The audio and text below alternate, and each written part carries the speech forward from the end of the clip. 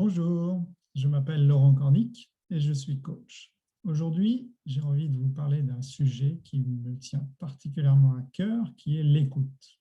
Et j'ai envie de l'intituler « Personne ne m'écoute ».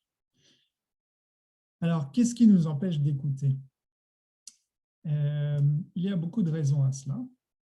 Je vais parler de trois de ces raisons, et en particulier une que je vais développer. Alors, la première, elle est très simple.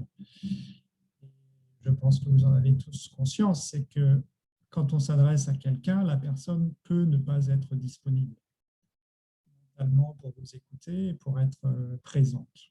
La personne, par exemple, peut être dans une période difficile dans sa vie ou être très occupée et donc pas du tout à l'écoute.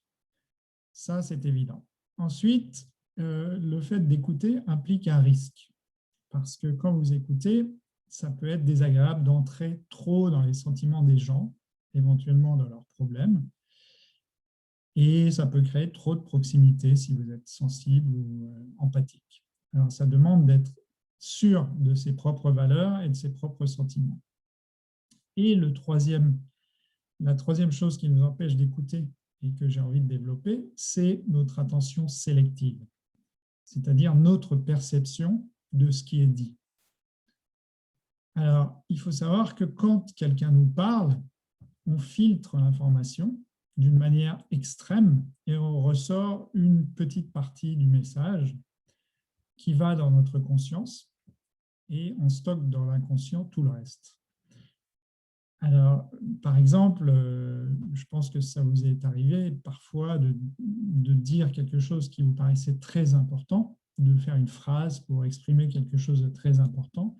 La personne qui était en face a réagi sur un mot qui n'était vraiment pas l'essence de ce que vous vouliez dire, qui en fait était un détail pas important par rapport au message, mais qui a retenu toute l'attention de la personne en face. Voilà de quoi il s'agit. Alors, nos sens, quand on écoute, nos sens sont influencés par des stimuli qui activent notre programme intérieur, qui nous aide à calculer à une vitesse absolument prodigieuse une interprétation de ce qui est dit. Cette interprétation est influencée par nos filtres de perception ou encore des modèles mentaux qui consistent en nos pensées inconscientes, en nos espoirs, nos traumatismes, nos besoins, nos souhaits et attentes sur des conditions et des événements du passé, du présent ou de l'avenir. Alors, dans un sens, la bonne nouvelle, c'est que quand on simplifie l'information à l'extrême comme on le fait, ça permet de clarifier tout et de simplifier la réalité.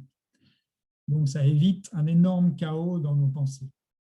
Et ça peut expliquer aussi que, par exemple, les personnes très intelligentes qui perçoivent tout le message dans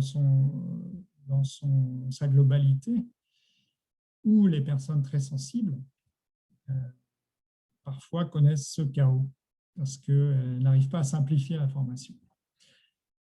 Alors, le problème de ça, par contre, c'est que ça nous fait tirer des conclusions très hâtives et ne pas voir des informations qui ne conviennent pas à notre programme intérieur, à notre disque dur qui est formaté, très formaté. Donc, on comprend de cette manière qu'une bonne écoute n'est pas forcément quelque chose de naturel, c'est plutôt de l'ordre du réflexe, et c'est quelque chose qui s'apprend et que relativement peu de gens maîtrisent. Et ça explique pourquoi parfois on a l'impression que vraiment personne ne nous comprend. Alors, comment peut-on écouter vraiment et avoir une communication plus riche? Alors, j'ai envie de dire qu'en fait, il y a trois formes d'écoute, trois grandes formes d'écoute. Alors, la première forme d'écoute, c'est l'écoute intérieure. C'est ce dont j'ai parlé, c'est-à-dire qu'on reçoit un message et on le passe à travers nos filtres, à la moulinette de nos filtres. On entend nos propres pensées, on entend nos blessures, nos besoins, nos intérêts, nos valeurs. beaucoup plus fortement que ce que l'autre personne dit réellement. Alors parfois, il y a des cas où on dit quelque chose et la personne en face le prend mais complètement de travers. Et là, on est en plein dedans. Alors, par exemple, une personne qui a été très jugée pendant son enfance va avoir tendance à interpréter ce qui est dit et à prendre les choses personnellement et à se sentir attaqué. Donc ça, c'est une forme d'écoute qui est très courante, qu'on a tous, parce qu'on est des êtres humains et qu'on est sensible. Et la deuxième écoute, qui est une écoute qui devient beaucoup plus intéressante, est l'écoute active. C'est-à-dire qu'on prend conscience que l'autre personne vient avec un message et on va vraiment écouter ce message sans y mettre de nous-mêmes. Donc, d'une certaine manière, la personne principale est la personne qui vous parle. Et là, on va vraiment écouter ce que la personne dit. On va reprendre ses mots, ses expressions, ses métaphores. On va poser des questions ouvertes, parce que si on pose des questions fermées, ça ferme la discussion et bien souvent, ça clôt la discussion. On va essayer de parler moins aussi. On va aller chercher l'information.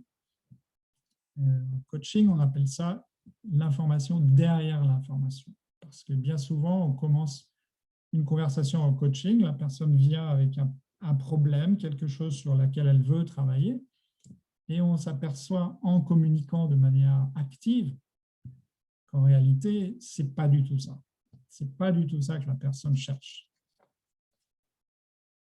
Et alors, la troisième façon d'écouter, qui est aussi une manière d'écouter extrêmement intéressante et qui, en fait, contient un potentiel énorme, c'est l'écoute non verbale. Parce que quand une personne vous parle, en fait, vous écoutez ce qu'elle dit, mais souvent on oublie de voir comment la personne l'exprime, on oublie de voir son langage corporel, sa manière de parler, les mots qu'elle emploie, le regard qu'elle a, les sourires, les soupirs, parce que en fait, 90% d'un message émotionnel est non verbal. Alors, par exemple, vous pouvez avoir une personne qui vient et qui vous dit « il faut absolument que je travaille pour gagner de l'argent ». Et elle dit ça avec un regard très sombre. Et ce regard très sombre est vraiment à prendre en considération parce qu'en fait, ce regard veut dire « je n'ai pas envie de travailler ». Ce n'est pas ce que j'ai envie de faire. Travailler pour gagner de l'argent, ce n'est pas une motivation à long terme. Voilà, donc il y a des tas d'exemples comme ça. Parfois, on dit des choses, mais le regard ou le visage ou la manière dont on le dit raconte tout à fait autre chose. Et c'est important d'écouter ça aussi. Et pour moi, les meilleurs thérapeutes que j'ai rencontrés dans ma vie, ce sont ceux qui ont été capables d'écouter à ces différents niveaux et qui, principalement, ont été capables d'écouter en mettant de côté le niveau 1, le niveau intérieur, pour vraiment écouter ce que j'avais à raconter, ce que mon corps et mes mots avaient à raconter. Alors, ce que je vous propose, c'est de vous exercer à ça. Par exemple, de communiquer avec quelqu'un en vous mettant un peu en retrait, et en écoutant vraiment, sans interpréter, sans y mettre de vous, sans donner des réponses rapides, toutes faites, qui en fait close la communication.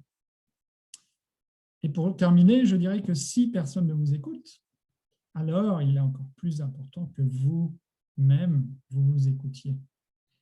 Et que ces formes d'écoute, vous les appliquez à vous-même. Par exemple, qu'est-ce que ça veut dire? Si vous vous regardez dans le miroir et vous avez l'air triste, qu'est-ce que ça veut dire? Et que vous racontez à tout le monde que tout va bien, qu'est-ce que ça veut dire? Cette manière de... Je dirais que si personne ne nous écoute, c'est encore plus important qu'on s'écoute personnellement. Voilà, j'espère que ça vous aura intéressé et que j'aurai réussi à gagner votre écoute. Merci, bonne journée.